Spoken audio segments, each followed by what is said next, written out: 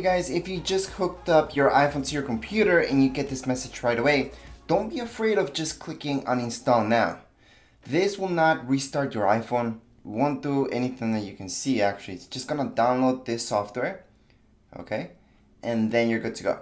So it doesn't mean that you can go to your phone right now, go into general, and then check for updates because you will see nothing at this point in time.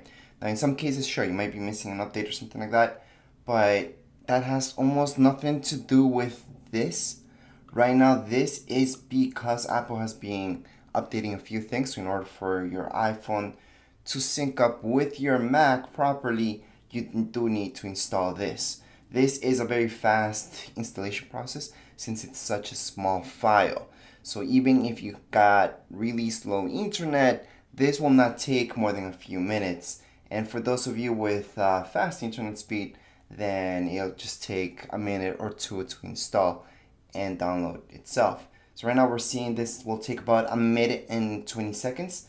So it's gonna be a little bit shorter than that anyways. So right now I'm making this video just to show you the normal process, what's supposed to happen. So after you saw that, it's supposed to just disappear and you're done. There's no window telling you, okay, you're done. And that's the bad thing. Some people get confused because they're like, wait, did I just install it? Because it just disappeared. It never said finished or anything like that. And it's okay. This is the way it works. Right now, you guys can go ahead and go into Finder, for example. And if you open up Finder, just click on your phone, open it up, and here you go. So everything's supposed to be as is, normal. You're supposed to be able to see everything. You can back it up right now onto right here your Mac or do anything that you would like. Anyways, that's it for this video. If you guys have any comments, questions, you guys can write down here in the comments area. Don't forget to subscribe and rate. Thank you.